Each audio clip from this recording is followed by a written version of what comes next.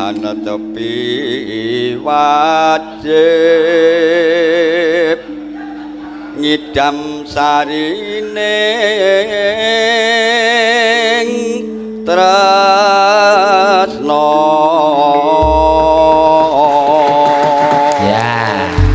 ya ora mokal kok ya ning ngarepe piyai akeh tur piyai luhur kabeh sing jeneng nek ora mental baja ya kaos nggih Pak nggih. Kula niku kulino kok mayang niku kleru niku kulino. Oh nggih. Mboten ming wis kulino mayang nek nang ngarepe piyai-piyai sing medeni-medeni kuwi kadang kala lakone sok kleru, le ngetokke wayang sok kleru. Heeh. Le ngombe sok kleru. Asbab tak ombe ya cangkeme kebak tegesan saking gugupe. Monggo Pak, dawuhipun menapa Pak? Ngidam sari dipun lajengaken Bu Tatin. Ibu Tatin. Kaya Tin. Wah. Ya Tin. Nah, pancen ya kowe iki bintang. Ibu Tatin. Nggih. Sugeng dalu, Pak. Sugeng dalu. Jenengan mriki napa pundi? Kula mriki mawon. Oh nggih. Nggih. Wah. Ayo dicet. Kowe iki dipilih iki supaya ora adoh-adoh, cedhak ra apa-apa. Kan jaga jarak, Pak. Hah? Social distance sing. Muni piye? Hah? Muni piye lambemu mau? Ora muni. Muni wae. Wong aku krungu kok. Krungu apa? Piye? Krungu apa piye? Krungu wae. Munine piye? Tut ngono. Muni piye? Sosial apa? Distancing. Kok mengarmoni social distancing kok Engko nek kleru lho nang ngarepe Pak Tumiono. ora apa-apa. Pak Tumiono wis ngerti kok. Nek Kowe aku muni social distancing kleru ki Pak Tumiono langsung oh Tatin kae iki ngelmune mek semene. Nek wis ngerti. Ngapunten nggih, Pak. Nggih. Duet napa piyambak Mbak Tatin, Pak? Manut. Duet mawon nggih. Duet nggih. Kajenge jenengan ampun ngadeg Oh tok. nggih, kula tak ling Pripun? ngajengi. Nggih. Wah, malah wedi ya ketoke. Jare milih ya. Biasa malah mboten sah wedi Tatin niku galak ming raine tok kok. Anu wedi karena anu kegemukan. Napa? Wah. Karena kegemukan. Ngandel ora. Jeneng niki kula mboten gemuk lho, Oh Pak. ngaten nggih. Biasane luwih lemu saka iki. Ngandel ora. Nek Kowe iki temrek- ora ming aku to sing unekke. Saiki percaya ora kowe tak unekke kowe kelemon Tin. Bola-bali mesti kelemu nggo napa? Endi? Mubeng-mubeng awake. Kelemon. Aku iku nganggo sandangan ngono kuwi rak mergo kene tok pletet nganggo stagen dadi ketok cilik. Nek nang omah Napa? mlaku wae iso mak. Mulane nek ten mriki kula wis gawe cilik lho, Pak. Niki iki nek ten ngomah luwih lemu. Oh luwih lemu nggih. Nggih. Jenengan pengen weruh. Wah, nek weruh medeni. Oh, berarti ora ming dalange sing ngomong. Kandhane. Ha ya aku wis ngomong cilikno olahraga ya. Ha iya. Selagine sing piyai sepuh-sepuh pit-pitan, sepeda ya. Jenengan to? Sepeda gembira. Aku tahu sepeda arep semaput ya ora dadi sepeda gembira. Lah napa? Sepeda sedih wong arep semaput. Ya. Kula ya wedi nek numpak sepeda. Monggo. Apa kok mergane?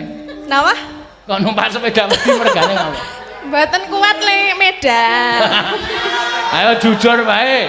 Napa ta? Wes. Ngapa lho? Iki omong ora sak omong ora gelem ngartekke kok. Ngapa rasa do omong wae. Keruake bapake lho mau ngembang nggih to, Pak? Aku ngerti ki nek ora neng pendopo Pak Tuyono tak omongke. Kowe ngopo tok sebabe ngepit kok wedi aku ngerti ning gandeng nang kene ya tak jaga mulutku. Ya, diamlah kau. Soale aku melu goleki ya mbiyen. Kok iso le goleki nandi, Jal? Ayo neng kiwa tengen sepeda kono kok iso ora ono ya. Monggo. Nggih, monggo. Ya. Ya. Upama sliramu sekan melati Ning ati.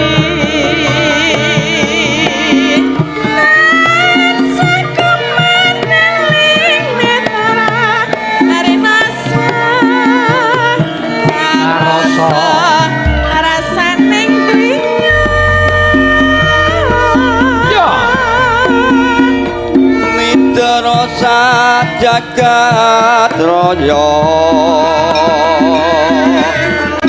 kaling ana ukilan samudra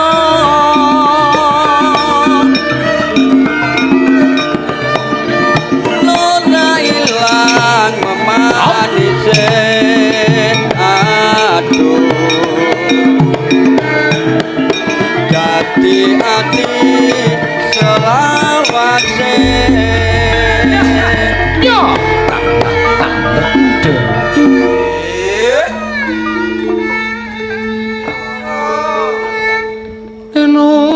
Kula nama jenengan? Oh nggih, monggo Bapak. nalikane ro ing dalu atiku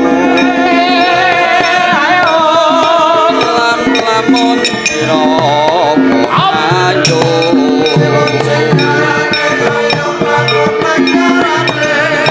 nganti mati ora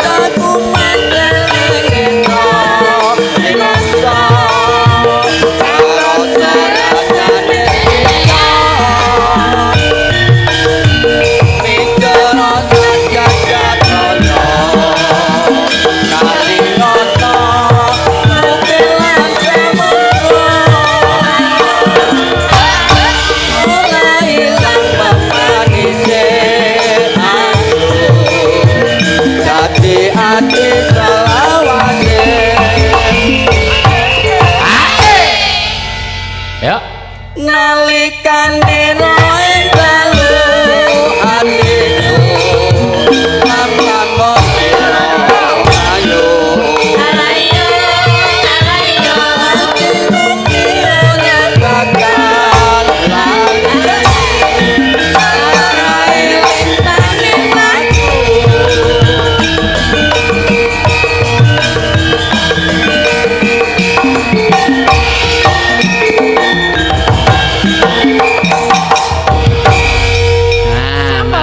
ayo suwun nggih, Pak. Sampun, Bapak. Mboten sah repot-repot lho, Pak. Ora cangkemmu. Lah, kula ditambahi kalih Pak Trisyanto. oh nggih saking Pak Tristianto. Matur nuwun nggih, Pak. Wis ora apa-apa tambane. Ini gimana? Lah udah aku tuh enggak butuh kaya aku. Ini masuk kantong sendiri ya? Ya kuwi taren karo kanca-kancaku iki ora mung nyinden dhewe iki sindenmu kancane akeh. Kalau taren kali jenengan ini masuk Citungga. Enggak, mboten. Oh ya, terima kasih. Kalau kok kamu kok malah tanya sih ini masuk situ enggak itu gimana? Maksudnya? Kok toh ngono kuwi lho senengane. Maksudnya masuk kantongku. Ora ya. Biasane nek celimen nika niki rak dikumpulkan. Iki dikumpulke ra? Ora, wis kuwi kabejane ibu-ibu Waranggana karo kanca-kanca penabuh. Ya. Oh nggih, matur nuwun, Pak. Ah ya ngono, aku ki pemimpin kurang piye. Ya biuk nyah-nyah. Ah iya to, aku nganake celimen ki rak ya mikir kanca-kanca kuwi. Wah jan ki arep tekan taun kapan wah nganake apa iki ngulir budi. Pak Tumiyono tahu paring pangandikan di masa kesulitan kita akan mencari jalan keluar. Oh, ngono ya. Mula terus mikir piye carane. Nah, ketemu celimen. Iya. dilalah kok trimen do disenengi, do ditresnani. Tekan seprene isih mlaku terus. Alhamdulillah. Lah iya.